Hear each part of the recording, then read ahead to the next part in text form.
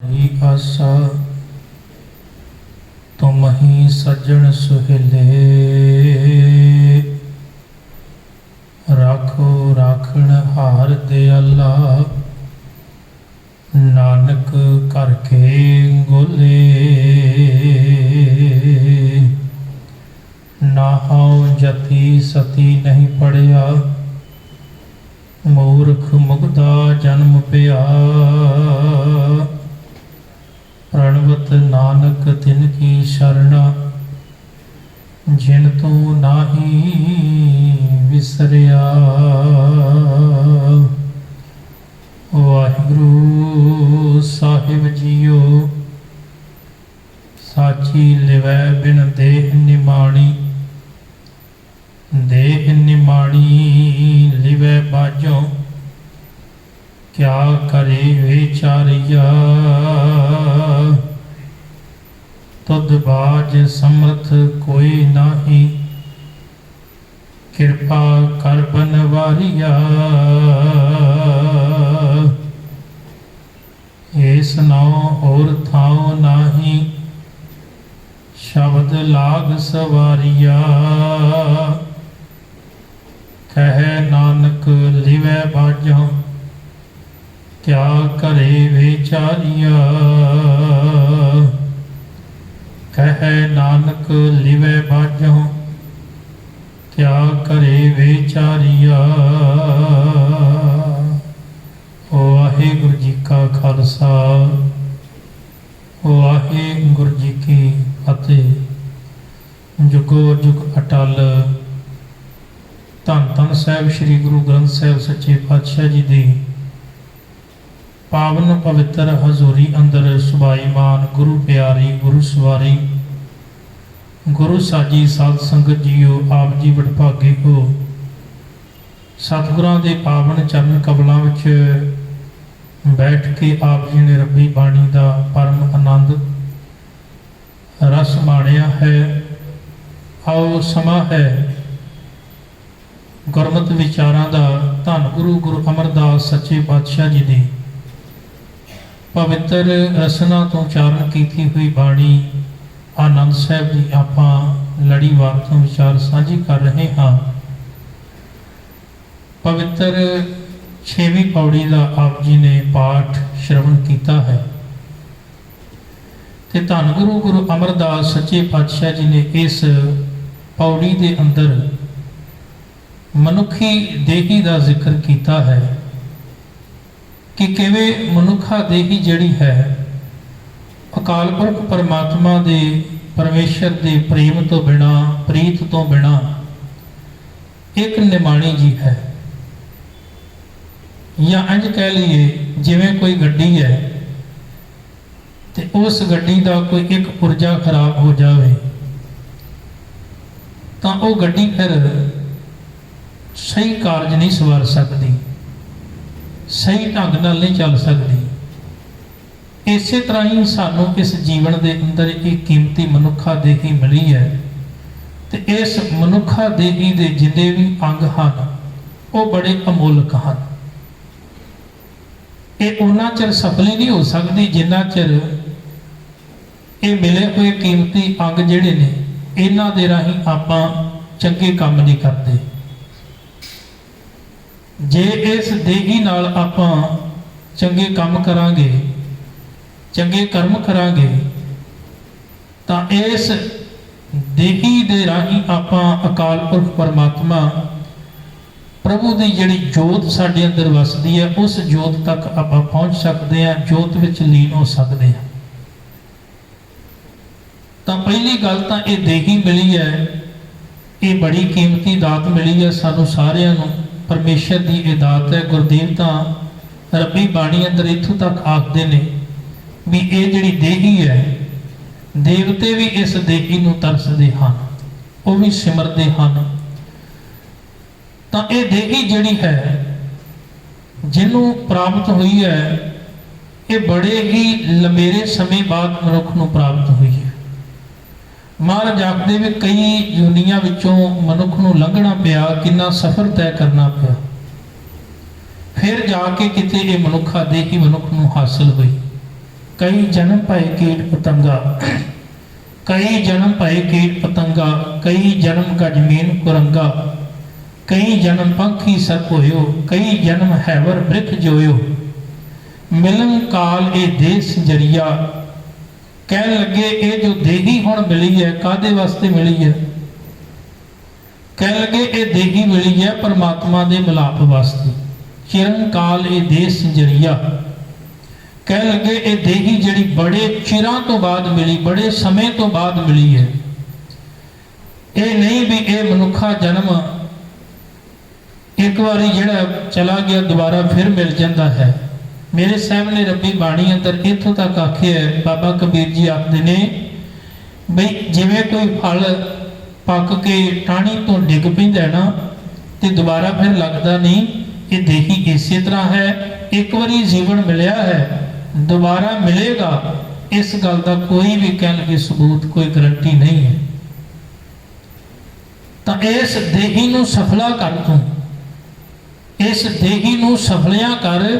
जे ये देही सफली होगी तो तेरा जीवन भी सफला होगा। ये देही सफली किवें होनी है? पहला तो गुरु अमरदास पातशाह जी का एक बचन आप पढ़ते हैं। गुरुदेव आखते ने ए शरीरा मेरिया हर तुम मैं जोत रखी ता तू जग में आया। पहली गल तो यह भी जदों ये जोत टकाई तो तां असीं शरीर रूप संसार दे विच आए हैं, पर इहदी शुरुआत इस तो भी पिछों होती है। गुरु साहब ने इथों भी पिछे की गल कर दी। रब्बी बाणी अंदर गुरुदेव आखते ने पानी मैला माटी गोरी इस माटी ते पुतरी जोरी। कह लगे मां अते बाप के संबंध राही मनुख संसार दे विच आउंदा है। कुदरत का एक नियम है, उस नियम के अधीन ही संसार दे विच जीव आउंदे हन। तां पहला ये शरीर बनिया, पर शरीर बन के केवल शरीर ही नहीं, शरीर को चलाउण वास्ते इहदे विच जोत का होना भी बहुत जरूरी है। कई बारी कुदरत का भाना ऐसा वरतदा है कि मनुख इस दुनिया दे विच तां आउंदा है, शरीर लैके आउंदा है, पर जोत ना होने कारण वो शरीर किसी काम का नहीं। आपां वेखदे हैं कई ऐसे हादसे साडे जीवन विच हुंदे ने साडे इर्द गिर्द कि मनुख इस संसार दे विच आया, शरीर की बनतर बनी है, पर जदों जगत विच आया तो उहदे सवास नहीं। तो जे उहदे विच जोत नहीं है तो वह शरीर निकारा किसी काम का नहीं। इस करके गुरु अमरदास पातशाह जी आखदे ने ए शरीरा मेरिया हर तू मैं जोत रखी ता तू जग में आया। जिन हर तेरा रचन रचिया सो हर मानना वसाया। जिन्हें तेरी रचना रची है, जिन्हें तेनू बनाया है, तो तू उन्होंने तो असल दे विच कदी अपने मन विच वसाया ही नहीं। जिन्हें तेरी बनतर बनाई तेरे विच जोत टकाई, फिर उन्हें तेनू घड़िया, तेनू साजिया, तेनू सवारिया। क्या परमात्मा की कितनी खूबसूरत घाड़त है कि उन्हें साडे शरीर को कितना खूबसूरत बनाया, कितना प्यारा बनाया। इन्नी सोहनी घाड़त घड़ी है मनुखी शरीर की। तो मेरे गुरुदेव आखते ने ये जो शरीर मिलया है, ये देही मिली है, इस देही के राही ही तो परमात्मा का परमेश्वर का मिलाप कर सकता है, देही तो बिना नहीं।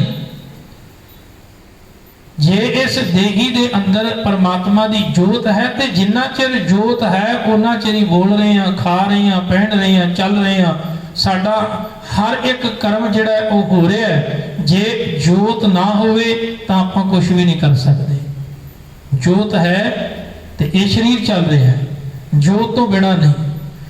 तीसरी गल गुरुदेव आखते ने ये जो शरीर तेनू मिलया फिर इहदे विच जोत भी परमात्मा ने टिकाई है। तो ये जिहड़ा तेरा शरीर है ये देही निमाणी किवें बन गई?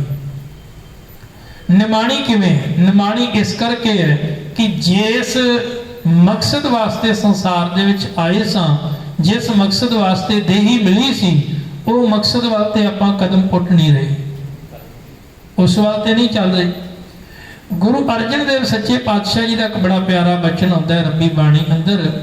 गुरुदेव कृपा करते ने, बख्शिश करते ने, उस्तत मन मह कर निरंकार कर मन मेरे सत व्यवहार। ਹੁਣ इस शरीर के अंदर सब तो पहला गल मन की आती है। देही निमाणी किवें बनती है? जदों ये शरीर के जिहड़े अंग ने जदों इन्हां दी आपां सही वरतों नहीं करते। जिहड़ा इत्थे गुरुदेव ने बचन वरत्या ना, साची लिव है, लिव शब्द वरत्या। लिव का अर्थ है एकाग्रता। एकाग्रता, ध्यान जोड़ना या रब्बी प्रीत पाउणा, रब नाल सांझ पै जानी। ते जदों मनुख दी रब नाल सांझ पैंदी है तां उदों ही मनुख दी देही सफल ही हुंदी है। पर इहदे रब ते मनुख दे दरम्यान विच गुरु है।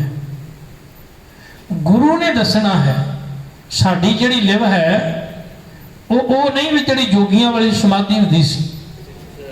जोगियां वाली समाधि लाउण वास्ते नहीं गुरुदेव ने आख्या भी अखां बंद कर लियां ते फिर कह लगे बैठे रहे कई घंटियां बदी। इस तरह नहीं, जोग मत वाली समाधि नहीं, बल्कि सिख एक किरती धर्म प्रधान है। सिख धर्म विच किरत नूं उच्चा मन्निया गया है। काल खाए कि छतों दे नानक राह पछाणै से, कि मनुख इन्हां इस संसार दे अंदर इन्हां हत्थां नाल किरत करके सच्ची सुच्ची ते इन्हां हत्थां नूं सफला करे, इन्हां कदमां नूं सफला करे तो ये देही जिहड़ी है सफल किवें होवेगी? गुरु पातशाह जी ने बाणी अंदर बड़ी कृपा की है। पहली गल तो यह समझा दी भी तेरा जिहड़ा ध्यान है वो ध्यान असल दे विच परमात्मा के चरणों में जुड़ना चाहिए। जिहड़ा तेरा ध्यान है अगर वो परमात्मा के चरणों में जुड़ता है तो उतों तेनों ज्ञान प्राप्त होता है। या होर सौखा कर लीए, साडा ध्यान गुरु नाल जुड़े, गुरु चरणों चों ज्ञान प्राप्त होवे ते वो ज्ञान ही साडे इस जीवन नूं सफला करेगा। ज्ञान तो बिना सफला नहीं होना। ध्यान जुड़े गुरु चरणों में, गुरु कोलों ज्ञान प्राप्त होवे, उस ज्ञान दे नाल जीवन ने सफला होना है। ते वो किवें होना है? गुरु अर्जन देव पातशाह जी का वचन आपां विचार रहे हैं, उस्तत मन में कर निरंकार। इस शरीर के अंदर, इस देही के अंदर एक मन है ते वो मन की हालत की है? गुरुदेव आखदे ने, मन खुट हर तेरा नहीं विश्वास, तू महा उदमादा। कह लगे हे मन रूपी खोते, खोता आख्या मन नूं, गधा खोता कह लगे खोते मन तेरा कोई मैनू भरोसा नहीं, तेरा विश्वास नहीं। अक्सर वेख्या होवेगा घुमियार जिहड़े ने वो खोते नूं रखदे ते ओह की करदे ने, खोते दे उत्ते जिन्ना चिर ते वजन लद्या हुंदा है उन्ना चिर ते उहदे लत्तां नूं नहीं पाउंदे रस्सा, पर जदों उहदे ते वजन नहीं हुंदा ते फिर वो रस्सा पा दिंदे ने। ते उन्हां नूं पता है भी इहदे ते भार नहीं हैगा ते इहने हुण लत्तां मारनियां ने। मन की हालत कुछ इस तरह की गुरुदेव आखदे ने, मन खुटहर तेरा नहीं विसास, तू महा उदमादा। खरका पै खरताओं छुटै जां उपर लादा। ये मन उत्ते जदों तुसी ज्ञान रूपी विचारां दा भार पा के रखोगे तो ये मन ठीक रहेगा, तो जदों ये मन वेला हो जाएगा फिर शैतानियां करनियां शुरू कर देगा। जिन्ना चिर सत्संगत विच बैठा है, जिन्ना चिर गुरबाणी दे नाल जुड़िया होया है उन्ना चिर ठीक है, तो जदों ये गुरबाणी तो दूर होया, संसार दे नाल जुड़िया, फिर उन्हें गधे वालियां जिहड़े हरकतां ने ना करनियां शुरू कर देनियां। मेरे गुरुदेव तां ही कृपा करते ने कि पहला गल मन की कीती है भी ये मन का विश्वास नहीं, भरोसा नहीं। ये तो एक क्षण इत्थे, अगले क्षण फिर कित्थे होवेगा, अगले क्षण फिर होर कित्थे होवेगा। इन्हां कोई भरोसा विश्वास नहीं। ये मन मैनू तेरे ते भरोसा नहीं, इस करके मैं तेनू कल्ला नहीं छड्ड सकदा, तेनू कल्लिया नहीं छड्ड सकदा। तां आसा की वार विच एक बचन आउंदा गुरुदेव पातशाह जी का, साहब आखदे भी इस मन नूं कोई चंगा सहारा दे तां जो ये मन जिहड़ा है डोले ना, इहनूं चंगा सहारा दे। जिवें पानी घड़े दे सहारे रहिंदा है ना, ते घड़ा पानी दे सहारे रहिंदा है, इसे तरह मन गुरु दे अधीन रवे ते तां ही ये मन बचिया रह सकदा। नहीं ते मन असल दे विच तैनूं भटकना विच ही पाई रखेगा ते तेनू कभी भी सफलता वाले पासे नहीं वधन देगा। ਤਾਂ ਮੇਰੇ ਪਾਤਸ਼ਾਹ ਆਖਦੇ ਨੇ, ਕੁੰਭੇ ਬੱਧਾ ਜਲ ਰਹਿ, ਜਲ ਬਿਨ ਕੁੰਭ ਨਾ ਹੋਏ, ਗਿਆਨ ਕਾ ਬੱਧਾ ਮਨ ਰਹਿ, ਗੁਰ ਬਿਨ ਗਿਆਨ ਨਾ ਹੋਏ। ਗੁਰੂ ਤੋਂ ਬਿਨਾ ਉਹ ਗਿਆਨ ਹਾਸਲ ਨਹੀਂ ਹੋਣਾ ਜਿਸ ਗਿਆਨ ਦੇ ਰਾਹੀਂ ਇਹ ਮਨ ਟਿਕ ਕੇ ਬੈਠੇ। ਤਾਂ ਪਹਿਲੀ ਗੱਲ ਮਨ ਦੀ ਹੈ।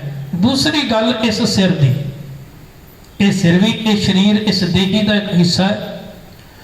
ਔਰ ਯਾਦ ਰੱਖਣਾ, ਮਹਾਰਾਜ ਨੇ ਸਾਡੇ ਤੇ ਬੜੀ ਕਿਰਪਾ ਕੀਤੀ ਹੈ ਵੀ ਇਹ ਸਿਰ ਜਿਹੜਾ ਹੈ ਕਦੇ ਵੀ ਝੁਕਣਾ ਨਹੀਂ ਚਾਹੀਦਾ ਪਰਮੇਸ਼ਰ ਤੋਂ ਬਿਨਾ। ਹਮੇਸ਼ਾ ਜਦੋਂ ਵੀ ਤੇਰਾ ਸੀਸ ਝੁਕੇ ਤੇ ਪਰਮੇਸ਼ਰ ਦੇ ਅੱਗੇ ਝੁਕੇ ਜਾਂ ਸਮਰੱਥ ਗੁਰੂ ਅੱਗੇ ਝੁਕੇ, ਇਸ ਤੋਂ ਇਲਾਵਾ ਕਿਸੇ ਅੱਗੇ ਸਿਰ ਨਾ ਝੁਕੇ। ਪਰ ਅੱਜ ਸਾਡੀ ਹਾਲਤ ਕੀ ਹੈ? ਆਪਾਂ ਵੇਖੋ ਕਿੱਥੇ ਕਿੱਥੇ ਆਪਣੇ ਸਿਰ ਨਵਾ ਦੇਣੇ। ਕੋਈ ਮੜੀ ਵੇਖੀ, ਕੋਈ ਪੀਰ ਵੇਖ ਲਿਆ, ਕੋਈ ਮਨੁੱਖ ਵੇਖ ਲਿਆ, ਸਾਡਾ ਹਰ ਪੱਕੀ ਸੀਸ ਝੁਕਦਾ ਫਿਰਦਾ।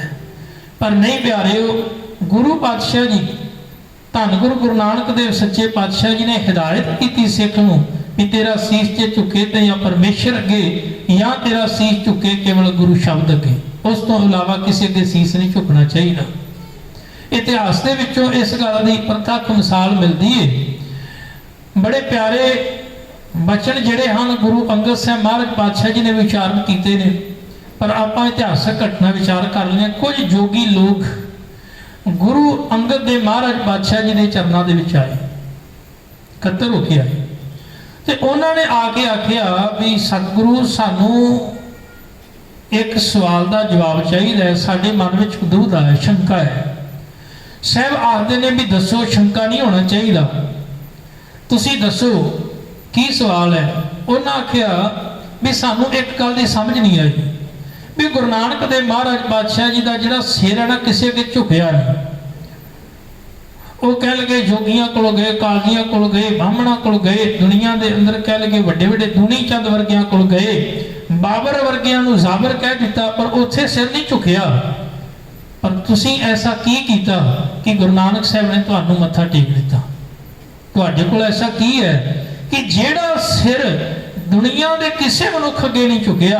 ਭਾਵੇਂ ਉਹ ਰਾਜਾ ਸੀ, ਭਾਵੇਂ ਉਹ ਮਹਾਰਾਜਾ, ਭਾਵੇਂ ਉਹ ਦੁਨੀਆ ਦਾ ਕਿੰਨੀ ਵੀ ਦੌਲਤਮੰਦ ਇਨਸਾਨ ਸੀ, ਪਰ ਉਹਦੇ ਅੱਗੇ ਗੁਰੂ ਨਾਨਕ ਸਾਹਿਬ ਦਾ ਸਿਰ ਨਹੀਂ ਝੁਕਿਆ। ਪਰ ਤੁਹਾਡੇ ਕੋਲ ਕੀ ਚੀਜ਼ ਸੀ ਕਿ ਗੁਰੂ ਨਾਨਕ ਸਾਹਿਬ ਦਾ ਸਿਰ ਤੁਹਾਡੇ ਅੱਗੇ ਝੁਕ ਗਿਆ? ਗੁਰੂ ਅੰਗਦ ਸਾਹਿਬ ਪਾਤਸ਼ਾਹ ਜੀ ਨੇ ਪਹਿਲਾ ਬਚਨ ਆਖਿਆ, ਕਹਿਣਗੇ ਪਿਆਰਿਓ, ਪਹਿਲੀ ਗੱਲ ਤੇ ਇਹ ਗੁਰੂ ਨਾਨਕ ਸਾਹਿਬ ਦਾ ਸਿਰ ਮੇਰੇ ਅੱਗੇ ਨਹੀਂ ਝੁਕਿਆ, ਗੁਰੂ ਨਾਨਕ ਸਾਹਿਬ ਦਾ ਜਿਹੜਾ ਸੀਸ ਹੈ ਉਹ ਗੁਰੂ ਸ਼ਬਦ ਅੱਗੇ ਝੁਕਿਆ ਹੈ। ਦੂਸਰੀ ਗੱਲ ਕਹਿਣ ਲੱਗੇ, ਜਦੋਂ ਕੋਈ ਬੱਚਾ ਥੱਲੇ ਹੋਵੇ ਤੇ ਉਹ ਮਾਂ ਜਿਹੜੀ ਹੈ ਝੁਕ ਕੇ ਆਪਣੇ ਬੱਚੇ ਨੂੰ ਚੁੱਕਦੀ ਹੈ। ਹੁਣ ਇਹਦੇ ਵਿੱਚ ਬੱਚੇ ਦੀ ਕੋਈ ਕਮਾਈ ਤੇ ਨਹੀਂ ਹੁੰਦੀ, ਉਹਨੇ ਕੋਈ ਕਮਾਈ ਨਹੀਂ ਕੀਤੀ ਹੁੰਦੀ, ਪਰ ਇਹਦੇ ਵਿੱਚ ਮਾਂ ਦਾ ਵਡਪਣ ਹੁੰਦਾ ਹੈ। ਜੇ ਗੁਰੂ ਨਾਨਕ ਸਾਹਿਬ ਪਾਤਸ਼ਾਹ ਜੀ ਕਹਿ ਲੱਗੇ ਝੁਕੇ ਨੇ, ਤੇ ਇਹਦਾ ਮਤਲਬ ਇਹ ਨਹੀਂ ਵੀ ਮੇਰੀ ਕੋਈ ਕਮਾਈ ਸੀ। ਅਸਲ ਦੇ ਵਿੱਚ ਗੁਰੂ ਨਾਨਕ ਸਾਹਿਬ ਦਾ ਇਹ ਵਡਪਣ ਸੀ ਕਿ ਉਹਨਾਂ ਝੁਕ ਕੇ ਮੇਰੇ ਵਰਗੇ ਲਹਿਣੇ ਨੂੰ ਕਹਿ ਲਗੇ ਅੰਗਦ ਥਾਪ ਦਿੱਤਾ ਹੈ। ਇਹ ਉਹਨਾਂ ਦੀ ਵਡਿਆਈ ਹੈ, ਇਹ ਉਹਨਾਂ ਦੀ ਬਖਸ਼ਿਸ਼ ਤੇ ਉਹਨਾਂ ਦੀ ਰਹਿਮਤ ਹੈ। ਧੰਨ ਗੁਰੂ ਅੰਗਦ ਸਾਹਿਬ ਆਖਦੇ ਨੇ, ਪਿਆਰਿਆ, ਇਹ ਸੀਸ ਝੁਕਣਾ ਚਾਹੀਦਾ ਹੈ, ਤੇ ਝੁਕਣਾ ਚਾਹੀਦਾ ਮਾਲਕ ਦੇ ਅੱਗੇ। ਜੇ ਇਹ ਸੀਸ ਝੁਕਦਾ ਨਹੀਂ ਤੇ ਫਿਰ ਇਹ ਸਿਰ ਦਾ ਕੋਈ ਫਾਇਦਾ ਨਹੀਂ। ਫਿਰ ਤਾਂ ਕਹਿ ਲਗੇ ਜੇ ਸੀਸ ਨੂੰ ਕਹਿ ਲਗੇ ਸਾੜ ਹੀ ਦੇਣਾ ਚਾਹੀਦਾ, ਕਿਉਂਕਿ ਜਿਹੜਾ ਸਿਰ ਆਪਣੇ ਮਾਲਕ ਅੱਗੇ ਨਹੀਂ ਝੁਕਦਾ ਉਹ ਕਿਸ ਕੰਮ ਦਾ? ਜੋ ਸਿਰ ਸਾਈਂ ਨਾ ਨਿਵੈ, ਕਹਿ ਲਗੇ ਜਿਹੜਾ ਸਿਰ ਮਾਲਕ ਦੇ ਚਰਨਾਂ ਵਿੱਚ ਨਹੀਂ ਝੁਕਦਾ, ਨਹੀਂ ਨਿਵਦਾ, ਸੋ ਸਿਰ ਦੀਜੈ ਡਾਰ, ਉਹਨੂੰ ਵਾਢੀ ਦਿਓ, ਖਤਮ ਕਰ ਦਿਓ। ਐਸਾ ਸਿਰ ਕੀ ਚਾਹੀਦਾ ਜਿਹੜਾ ਮਾਲਕ ਦੇ ਅੱਗੇ ਝੁਕਦਾ ਹੀ ਨਹੀਂ। ਗੁਰੂ ਨਾਨਕ ਦੇਵ ਮਹਾਰਾਜ ਜੀ ਨੇ ਇਸ ਸਿਰ ਦੀ ਗੱਲ ਕੀਤੀ, ਜਾਂ ਤੋਂ ਪ੍ਰੇਮ ਖੇਲਣ ਕਾ ਚਾਓ, ਸਿਰ ਧਰ ਤਲੀ ਗਲੀ ਮੇਰੀ ਆਓ। ਸਿਰ ਤਲੀ ਤੇ ਧਰ ਕੇ ਆਉਣ ਦਾ ਮਤਲਬ ਕੀ ਸੀ? ਸਿਰ ਤਲੀ ਤੇ ਧਰ ਕੇ ਆਉਣ ਦਾ ਮਤਲਬ ਇਹ ਸੀ ਵੀ ਮੈਂ ਆਪਣੀ ਹਰ ਇੱਕ ਵਿਚਾਰ ਨੂੰ ਛੱਡ ਕੇ ਤੇਰੇ ਦਲ ਵੱਲ ਆ ਰਿਹਾ ਵਾਂ, ਪਰ ਇਹ ਵਿਚਾਰ ਆਪਣੀ ਛੱਡ ਕੇ ਆਪਣੀ ਹਉਮੈ ਨੂੰ ਛੱਡਣਾ, ਆਪਣੀ ਈਗੋ ਨੂੰ ਤਿਆਗਣ ਦਾ ਮਤਲਬ ਹੀ ਇਹ ਸੀ ਵੀ ਆਪਣਾ ਸੀਸ ਤਲੀ ਤੇ ਧਰਨਾ। ਕਿ ਹਰ ਕਿਸੇ ਦੇ ਵੱਸ ਦੀ ਗੱਲ ਨਹੀਂ, ਹਰ ਕਿਸੇ ਦੇ ਵੱਸ ਦੀ ਗੱਲ ਨਹੀਂ ਵੀ ਇਹ ਗੁਰੂ ਨਾਨਕ ਸਾਹਿਬ ਪਾਤਸ਼ਾਹ ਜੀ ਦੇ ਦਰਸਾਏ ਹੋਏ ਮਾਰਗ ਤੇ ਚੱਲ ਕੇ ਤੇ ਸਿੱਖੀ ਨੂੰ ਕਮਾ ਸਕਦਾ ਹੋਵੇ। ਤਾਂ ਗੁਰੂ ਨਾਨਕ ਸਾਹਿਬ ਨੇ ਆਖਿਆ ਸੀ ਨਾ ਵੀ ਤੈਨੂੰ ਜੇ ਚਾਹ ਹੈ ਨਾ ਖੇਡ ਖੇਡਣ ਦਾ, ਤਾਂ ਫਿਰ ਇਹ ਕੰਮ ਕਰ, ਤੂੰ ਆਪਣਾ ਸੀਸ ਤਲੀ ਤੇ ਧਰ ਕੇ ਆ, ਭਾਵ ਆਪਣਾ ਆਪਾ ਮਿਟਾ ਕੇ ਆ, ਆਪਣਾ ਆਪਾ ਖਤਮ ਕਰਕੇ ਆ। ਆਪਣਾ ਆਪਾ ਮਿਟਾਉਣ ਦਾ ਭਾਵ ਇਹ ਸੀ ਵੀ ਆਪਣੇ ਅੰਦਰ ਦੇ ਹੰਕਾਰ ਨੂੰ ਮੁਕਾ ਕੇ ਆ, ਆਪਣੀ ਮੈਂ ਨੂੰ ਛੱਡ ਕੇ ਆ। ਜੇ ਤੇਰਾ ਕਹਿ ਲਗੇ ਸੀਸ ਝੁਕੇਗਾ ਤੇ ਤਾਂ ਹੀ ਕਹਿ ਲਗੇ ਤੂੰ ਕੁਝ ਪ੍ਰਾਪਤ ਕਰ ਸਕਦਾ ਹੈ। ਤਾਂ ਦੂਸਰੀ ਗੱਲ, ਇਸ ਦੇਹੀ ਦਾ ਉੱਤਮ ਜਿਹੜਾ ਹੈ ਉਹ ਹੈ ਸੀਸ, ਸਿਰ ਸਭ ਤੋਂ ਉੱਤੇ। ਪਹਿਲੀ ਗੱਲ ਮਨ ਦੀ ਕੀਤੀ ਹੈ, ਦੇਹੀ ਨੂੰ ਸਫਲਿਆ ਕਿਵੇਂ ਕਰਨਾ ਹੈ। ਸਾਹਿਬ ਆਖਦੇ ਨੇ ਉਸਤਤ ਮਨ ਮੈਂ ਕਰ ਨਿਰੰਕਾਰ, ਕਰ ਮਨ ਮੇਰੇ ਸਤ ਵਿਵਹਾਰ। ਇਸ ਮਨ ਨੂੰ ਆਖਿਆ ਕਰ ਸਦਾ ਨਿਰੰਕਾਰ ਦੀ ਉਸਤਤ ਕਰੇ। ਮਨ ਬੜਾ ਹੀ ਬੁਰਾ ਹੈ, ਇਹ ਸੰਸਾਰ ਦੀ ਨਿੰਦਿਆ ਕਰੀ ਜਾਂਦਾ ਹੈ ਤੇ ਆਪਣੀ ਵਡਿਆਈ ਕਰੀ ਜਾਂਦਾ ਹੈ। ਜੇ ਇਹ ਸੰਸਾਰ ਦੀ ਝੂਠੀ ਵਡਿਆਈ ਕਰਨ ਲੱਗ ਜਾਏਗਾ ਤੇ ਆਪਣੀ ਨਿੰਦਿਆ ਸੁਣ ਨਹੀਂ ਸਕਦਾ। ਇਸ ਮਨ ਦੀ ਹਾਲਤ ਇਹ ਹੈ। ਮੇਰੇ ਗੁਰਦੇਵ ਆਖਦੇ ਪਹਿਲਾਂ ਮਨ ਨੂੰ ਸਮਝਾ, ਫਿਰ ਇਸ ਸੀਸ ਨੂੰ ਸਫਲਿਆ ਕਰ। ਇਹ ਸੀਸ ਝੁਕੇ ਮਾਲਕ ਦੇ ਅੱਗੇ, ਸੀਸ ਝੁਕੇ ਗੁਰ ਸ਼ਬਦ ਦੇ ਅੱਗੇ, ਇਸ ਤੋਂ ਇਲਾਵਾ ਕਦੀ ਸੀਸ ਤੇਰਾ ਕਿਸੇ ਅੱਗੇ ਨਾ ਝੁਕੇ। ਤੀਸਰੀ ਗੱਲ ਗੁਰਦੇਵ ਆਖਦੇ ਨੇ ਫਿਰ ਆਉਂਦੀ ਨੇਤਰਾਂ ਦੀ, ਬੰਦੇ ਦੀਆਂ ਅੱਖਾਂ ਹੈ ਤੇ ਸਰੀਰ ਦੇਹੀ ਦੇ ਵਿੱਚ ਨੇ ਨਾ। ਕਹਿਣ ਲੱਗੇ ਇਹ ਦੇਹੀ ਨੂੰ ਸਫਲਿਆ ਕਿਵੇਂ ਕਰਨਾ ਹੈ। ਜੇ ਤੇਰੇ ਨੇਤਰ ਸਫਲੇ ਹੋ ਜਾਣ ਤੇ ਮਹਾਰਾਜ ਪਾਤਸ਼ਾਹ ਆਖਦੇ ਨੇ ਨੈਣੋ ਭੇਖ ਠਾਕੁਰ ਕਾ ਰੰਗ, ਇਹਨਾਂ ਅੱਖਾਂ ਦੇ ਨਾਲ ਤੂੰ ਪਰਮਾਤਮਾ ਪਰਮੇਸ਼ਰ ਦੇ ਪਿਆਰ ਨੂੰ, ਉਹਦੇ ਰੰਗ ਤਮਾਸ਼ਿਆਂ ਦਾ ਆਨੰਦ ਮਾਣ। ਇਹਨਾਂ ਅੱਖਾਂ ਦੇ ਨਾਲ ਚੰਗਾ ਵੇਖ, ਉਹਦੀ ਕੁਦਰਤ ਨੂੰ ਵੇਖ, ਉਹਦੀ ਕਾਇਨਾਤ ਨੂੰ ਵੇਖ, ਵੇਖ ਉਹਦੇ ਵਿੱਚ ਕਿੰਨੀ ਖੂਬਸੂਰਤੀ ਹੈ। ਪਰਮਾਤਮਾ ਦੀ ਜਿਹੜੀ ਕਾਇਨਾਤ ਹੈ ਕਿੰਨੀ ਸੋਹਣੀ ਬਣਾਈ ਹੈ ਉਹਨੇ। ਤੂੰ ਜਦੋਂ ਵੀ ਇਹਨਾਂ ਅੱਖਾਂ ਨਾਲ ਵੇਖਦਾ ਹੈ ਤੇ ਤੂੰ ਜਾਂ ਤੇ ਪਰ ਤਨ ਜਾਂ ਪਰ ਧਨ ਵੇਖਦਾ ਹੈ। ਜਦੋਂ ਦੇਖਦਾ ਹੈ, ਮਹਾਰਾਜ ਨੇ ਇਹ ਦੋਵੇਂ ਹੀ ਵਚਨਾਂ ਪ੍ਰਤੀ ਰੱਬੀ ਬਾਣੀ ਅੰਦਰ ਸਮਝਾ ਦਿੱਤਾ। ਗੁਰਦੇਵ ਆਖਦੇ ਨੇ ਕਹਿਣ ਲੱਗੇ ਭਾਰਤ ਰਹਿ ਰੂਪ ਨਾ ਭੇਖੈ ਨੇਤਰ, ਇਹਨਾਂ ਅੱਖਾਂ ਨਾਲ ਪਰ ਤਨ ਪਰ ਧਨ ਤੱਕ ਨਾ, ਇਹਨਾਂ ਅੱਖਾਂ ਦੇ ਨਾਲ ਜੇ ਤੂੰ ਵੇਖਣਾ ਤੇ ਕਹਿਣ ਲੱਗੇ ਉਸ ਹਰੀ ਨੂੰ ਵੇਖ। ਇਹ ਨੇਤਰੋ ਮੇਰਿਓ ਹਰ ਤੂੰ ਮੈਂ ਜੋ ਧਰੀ, ਹਰ ਬਿਨ ਅਵਰ ਨਾ ਦੇਖੋ ਕੋਈ, ਹਰ ਬਿਨ ਅਵਰ ਨਾ ਦੇਖੋ ਕੋਈ, ਨਦਰੀ ਹਰ ਨਿਹਾਲਿਆ। ਕਹਿਣ ਲੱਗੇ ਇਹਨਾਂ ਅੱਖਾਂ ਦੇ ਨਾਲ ਜੇ ਤੁਸੀਂ ਵੇਖਣਾ ਤੇ ਫਿਰ ਇਹ ਵੀ ਸੰਸਾਰ ਤੁਮ ਦੇਖਦੇ ਹੋ, ਹਰ ਕਾ ਰੂਪ ਹੈ ਹਰ ਰੂਪ ਨਦਰੀ ਆਇਆ। ਇਹਨਾਂ ਅੱਖਾਂ ਨਾਲ ਵੇਖ, ਇਸ ਕਾਇਨਾਤ ਵਿੱਚ ਖੁਦਾ ਦਾ ਵਾਸਾ ਹੈ, ਇਸ ਕਾਇਨਾਤ ਵਿੱਚ ਪਰਮਾਤਮਾ ਦਾ ਵਾਸਾ ਹੈ। ਇਹਨਾਂ ਅੱਖਾਂ ਨਾਲ ਵੇਖਣਾ ਤੇ ਉਸ ਅਕਾਲ ਪੁਰਖ ਪਰਮਾਤਮਾ ਦੇ ਚੰਗੇ ਗੁਣਾਂ ਨੂੰ ਵੇਖ। ਇਹਨਾਂ ਅੱਖਾਂ ਨੂੰ ਸਫਲਿਆ ਕਰਨਾ ਹੈ ਤੇ ਯਾਦ ਰੱਖੀ ਇਹਨਾਂ ਅੱਖਾਂ ਨੂੰ ਵਿਕਾਰਾਂ ਤੋਂ ਬਚਾ ਕੇ ਰੱਖੀ। ਜਿੰਨਾ ਚਿਰ ਨਹੀਂ ਬਚਾਵੇਂਗਾ ਉਹਨਾਂ ਚਿਰ ਸਫਲੇ ਨਹੀਂ ਹੋਣਗੇ। ਬੜੀ ਕਿਰਪਾ ਕੀਤੀ। ਬਾਬਾ ਫਰੀਦ ਜੀ ਦਾ ਇੱਕ ਬਚਨ ਆਉਂਦਾ ਹੈ ਤੇ ਬਾਬਾ ਫਰੀਦ ਜੀ ਆਖਦੇ ਨੇ ਕਾਗਾ ਕੰਗ ਡਡੋਲਿਆ ਸਗਲਾ ਖਾਇਆ ਮਾਸ, ਇਹ ਦੋਇ ਨੈਣਾ ਮਤ ਛੂਹੋ ਫਿਰ ਦੇਖਣ ਕੀ ਆਸ। ਹੈ ਸੰਸਾਰ ਦੇ ਵਿਸ਼ੇ ਵਿਕਾਰੀ ਚਸਕਿਓ, ਮੇਰੀਆਂ ਇਹਨਾਂ ਅੱਖਾਂ ਨੂੰ ਰਹਿਣ ਦਿਓ, ਕਿਉਂਕਿ ਮੇਰੀਆਂ ਇਹਨਾਂ ਅੱਖਾਂ ਨੂੰ ਜੇ ਖੋਲ ਲਵੋਗੇ ਤੇ ਫਿਰ ਮੇਰੇ ਕੋਲ ਆਪਣੇ ਮਾਲਕ ਨੂੰ ਵੇਖਣ ਦੀ ਜਿਹੜੀ ਹੈ ਉਹ ਤਾਕਤ ਤੇ ਉਹ ਸੱਤਾ ਵੀ ਖਤਮ ਹੋ ਜਾਵੇਗੀ। ਤਾਂ ਮੇਰੇ ਪਾਤਸ਼ਾਹ ਆਖਦੇ ਨੇ ਇਸ ਦੇਹੀ ਨੂੰ ਸਫਲਿਆਂ ਕਰਨਾ ਹੈ ਕਦੋਂ, ਜਦੋਂ ਤੇਰੀਆਂ ਇਹ ਅੱਖਾਂ ਸਫਲੀਆਂ ਹੋ ਜਾਣਗੀਆਂ। ਅਗਲੀ ਗੱਲ ਗੁਰਦੇਵ ਆਖਦੇ ਨੇ ਤੇਰੇ ਕੰਨ ਵੀ ਜਿਹੜੇ ਹਨ ਇਹ ਕੀ ਸੁਣਦੇ ਹਨ। ਇਹ ਵੀ ਬੜੀ ਵੱਡੀ ਗੱਲ ਜਿਹੜੀ ਮਾਇਨੇ ਰੱਖਦੀ ਹੈ। ਮੇਰੇ ਸਾਹਿਬ ਨੇ ਬਾਣੀ ਵਿੱਚ ਆਖਿਆ ਵੀ ਇਹ ਸ਼ਰਵਣੋ ਮੇਰਿਓ ਸਾਚੈ ਸੁਣਨਾ ਨੋ ਪਠਾਈ, ਸਾਚੈ ਸੁਣਨਾ ਨੋ ਪਠਾਈ, ਸੀ ਲਾਏ ਸੁਣੋ ਸਤ ਬਾਣੀ। ਚੰਗੀ ਵਿਚਾਰ ਇਹਨਾਂ ਕੰਨਾਂ ਦੇ ਨਾਲ ਜ਼ਿਆਦਾ ਤੋਂ ਜ਼ਿਆਦਾ ਸੁਣਨ ਦਾ ਯਤਨ ਕਰੀਏ ਤਾਂ ਜੋ ਇਹ ਕੰਨ ਸਫਲੇ ਹੋ ਜਾਣ। ਇਸ ਤੋਂ ਅਗਲੀ ਮਹਾਰਾਜ ਨੇ ਗੱਲ ਕੀਤੀ ਜ਼ੁਬਾਨ ਦੀ, ਵੀ ਇਹ ਵੀ ਤੇਰੇ ਸਰੀਰ ਦਾ ਇੱਕ ਹਿੱਸਾ ਹੈ। ਕਹਿਣ ਲੱਗੇ ਇਸ ਜ਼ੁਬਾਨ ਨੂੰ ਵੀ ਸਫਲਿਆ ਕਰਨਾ ਹੈ, ਕਿਉਂਕਿ ਇਹ ਦੇਹ ਨਿਮਾਣੀ ਤਾਂ ਹੈ ਕਿਉਂਕਿ ਤੂੰ ਇਹਨੂੰ ਸਫਲਾ ਨਹੀਂ ਕਰ ਰਿਹਾ। ਪਰਮਾਤਮਾ ਨਾਲ ਸਾਂਝ ਨਹੀਂ ਬਣ ਰਹੀ, ਪਰਮਾਤਮਾ ਨਾਲ ਪ੍ਰੀਤ ਨਹੀਂ ਪੈ ਰਹੀ। ਤਾਂ ਮੇਰੇ ਗੁਰਦੇਵ ਆਖਦੇ ਨੇ ਇਹ ਰਸਨਾ ਜਿਹੜੀ ਹੈ ਤੈਨੂੰ ਮਿਲੀ ਹੈ ਤੇ ਇਸ ਰਸਨਾ ਦੇ ਨਾਲ ਕੀ ਕਰਨਾ ਹੈ। ਸਾਹਿਬ ਆਖਦੇ ਨੇ ਪਰਮਾਤਮਾ ਦੀ ਉਸਤਤ, ਇਸ ਰਸਨਾ ਦੇ ਨਾਲ ਪਰਮੇਸ਼ਰ ਦੀ ਵਡਿਆਈ ਕਰਨੀ ਹੈ। ਜੇ ਇਹ ਰਸਨਾ ਤੈਨੂੰ ਮਿਲੀ ਹੈ ਤੇ ਅਕਾਲ ਪੁਰਖ ਦੀ ਉਸਤਤ ਕਰਨ ਵਾਸਤੇ। ਸਾ ਰਸਨਾ ਧਨ ਧਨ ਹੈ ਮੇਰੀ ਜ਼ਿੰਦੜੀਏ, ਗੁਣ ਗਾਵੇ ਹਰ ਪ੍ਰਭ ਕੇਰੇ ਰਾਮ। ਤੇ ਜਿਹੜੀ ਰਸਨਾ ਪਰਮਾਤਮਾ ਦਾ ਨਾਮ ਨਹੀਂ ਜਪਦੀ, ਮਹਾਰਾਜ ਨੇ ਉਸ ਪਰਸਾਈ ਵੀ ਬਾਣੀ ਵਿੱਚ ਵਚਨ ਕੀਤੇ ਨੇ ਰਸਨਾ ਜਪੈਣ ਨਾਮ ਤਿਲ ਤਿਲ ਕਰ ਕੱਟੀਐ। ਐਸੀ ਰਸਨਾ ਨੂੰ ਫਿਰ ਵੱਢ ਕੇ ਸੁੱਟ ਦੇਣਾ ਚਾਹੀਦਾ। ਭਾਵ ਉਹ ਰਸਨਾ ਕਿਸੇ ਕੰਮ ਦੀ ਨਹੀਂ ਜੇ ਉਸ ਰਸਨਾ ਵਿੱਚੋਂ ਚੰਗੇ ਬੋਲ ਨਹੀਂ ਨਿਕਲਦੇ, ਚੰਗੀ ਵਿਚਾਰ ਨਹੀਂ ਨਿਕਲਦੀ। जे बोल मिठे नहीं प्यारे नहीं, जे तेरे बोलों में कड़वाहट है, तेरे बोलों दे विच कहण लगे हंकार भरिया है, तो ऐसे बोल परमात्मा नूं पसंद नहीं। किसी अदीब ने बड़े प्यारे बोल लिखे ने, कहता शरीर के हर अंग विच उन्हें हड्डी टिका दी, पर एक रसना एक जुबान है, ये हड्डी तो बिना है। क्यों? इहदा कारण की? कह लगे खुदा नूं सख्ती पसंद नहीं, कह लगे खुदा नूं बिल्कुल भी सख्ती पसंद नहीं।